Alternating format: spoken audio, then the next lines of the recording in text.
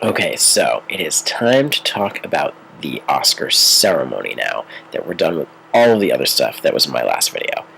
And I just want to reiterate, it was not a great movie-seeing year for me. I did see The Muppets, which was nominated and won for Best Original Song. I realized I had forgotten this in the last video that I made, but Harry Potter and the Deathly Hallows Part 2 did get nominated for some things, and I did see that. I sort of forgot that I had seen that, but I did, in 3D, in an IMAX, and it was crazy. I've never seen a 3D movie in an IMAX before. I usually just go see a normal movie in a normal theater. So Billy Crystal hosted this year, and he's done it many times before, and maybe he should have just left those times in the past.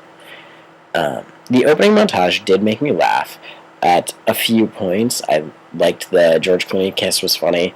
The making fun of the old writers was funny, because they are old, perhaps too old. And making fun of Tom Cruise, as far as I'm concerned, is always game, even though his movies are usually pretty good.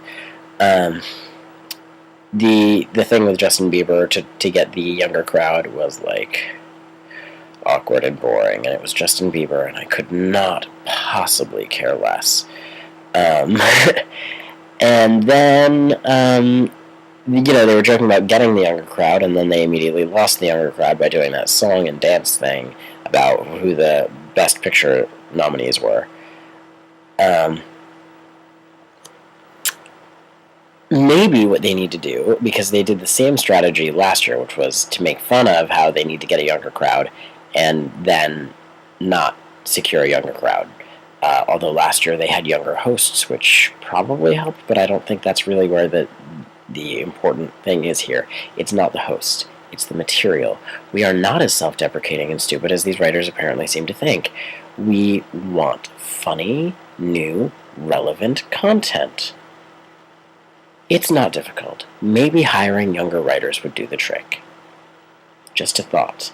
Something a little edgier would be nice. I know that it's, ABC and it's the Oscars, and they've got an old crowd to worry about too, but I think the older crowd is a little bit less stodgy, is that the word? Stodgy than people think? I don't think it's going to be as much of a problem to edge things up a bit.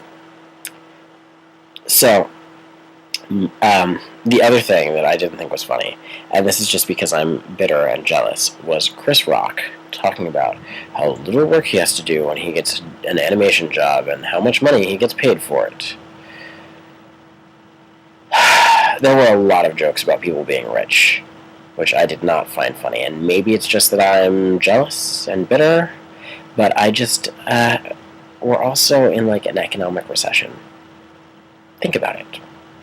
It's probably not as funny for the rest of the world to hear people talk about how rich they are. Just a thought. Now, moving on to like the important stuff, the winners of the awards. I'm going to skip a lot of the awards because I know people, like the majority of people, are mostly interested in the last 5 that they give out. So we're going to talk about those. And if you want to talk about the other ones, let me know, and maybe I'll make another video, but I frankly don't know that much about anything except for acting as far as what goes into movies. So my input is probably not that insightful, especially since I didn't see any of these movies. Anyways, so Best Performance by an Actress in a Supporting Role was won by Octavia Spencer, who is the most darling woman to ever won an Oscar as far as I'm concerned. She was clearly freaking out. It seemed like she didn't even have a speech written. She was just going off of her head because she seemed like she wasn't expecting to win ever, and I don't know why, because I've seen her in little roles in several other things, and she always just steals the scene, because she is fantastic. And really the gratitude and just the heartfelt, thankfulness, which is the same as gratitude, I know, of her speech just made me that much more happy that she had won and I just felt like she deserved it that much more just because of how grateful she was. And I have to admit, I did laugh at her, I know I'm going to wrap it up, I'm freaking out, and her apology to anyone that she didn't get. She was just like, sorry in mid-sentence. I love her, and I'm extremely pleased, even though I didn't manage to see The Help. And then we have the Best Actor in a Supporting Role, which Christopher Plummer won at the age of 82, which is... The Oscars are 84 years old, and he's 82, so they're like neck and neck. But I think he really deserved this. And I didn't see the movie The Beginners that he was in, but I hear it was good. But I don't know... I haven't heard anyone say that it was so rave about it that they felt that it deserved the Oscar win, except for on the Ellen DeGeneres show. She said that, but she was sitting right in front of Christopher Plummer, so she kind of had to. But he absolutely deserves it. He's a wonderful, wonderful actor. He's been around for forever. He's probably been in a million things. This may not have been an award for the movie. It may have been an award for his career, which the Oscars do sometimes, and we all know it. And we should all expect it. We shouldn't be... I haven't seen anybody be up in arms about this one, but, people shouldn't be up in arms that good actors are winning, even if it's not necessarily for the role that they're winning for. When people refer to Christopher Plummer now, they're going to say Academy Award-winning actor Christopher Plummer. The movie that he was in isn't mentioned in that title. And that's the point, is that he won one. And he is so classy and classic and just he seems like he's such a great guy. I'm really glad I can't speak tonight, apparently. Really glad that he won this. And that brings us to the Best Performance by an Actress in a Leading Role, which was won by Meryl Streep. And a lot of people, particularly around here, are up in arms because Viola Davis is like a local celebrity here. And a lot of people thought that Viola Davis deserved it for The Help. And I didn't see either The Iron Lady or The Help, so she might have, with that role, deserved it more than Meryl Streep deserved it for The Iron Lady. But Meryl Streep's been nominated 17 times and only won twice. She has been snubbed, and she has an amazing career. She as I just was saying with Christopher Plummer, I think that she did not necessarily get the Oscar for The Iron Lady, but just for being a phenomenal actress in general, and for her career and all the things she's, all the movies she's done and all the great things she's accomplished as an actress. And I don't think that someone who's as new to the field and her first nomination, I don't feel like snubbing Viola Davis for this is as huge a deal, only because this is her first nomination. She's just starting her career. She will be back. She will probably be back many, many, many times. And I think that, Viola Davis could win next year or the year after, or who knows. She's probably going to get a nomination every year, as far as I'm concerned. She will get her Oscar. I guarantee she will get an Oscar before her career is over. And, sorry, my cat is over there playing with catnip. It's adorable. And now that I mentioned it, and I was going to turn the camera to show, he stopped. Great. Anyways, for the Best Performance by an Actor in a Leading Role, we have Jean Dujardin, who won for The Artist. And a lot of people are saying that they don't think that it should have been. I hear a lot of people saying George Clooney should have won, and I've seen enough clips of The Descendants to say that was definitely an Oscar-worthy performance that he gave. But this is what people aren't realizing. They think, oh, well, he didn't have to talk, so it's not a big deal. They don't train people to be silent when they act anymore, because there aren't silent films.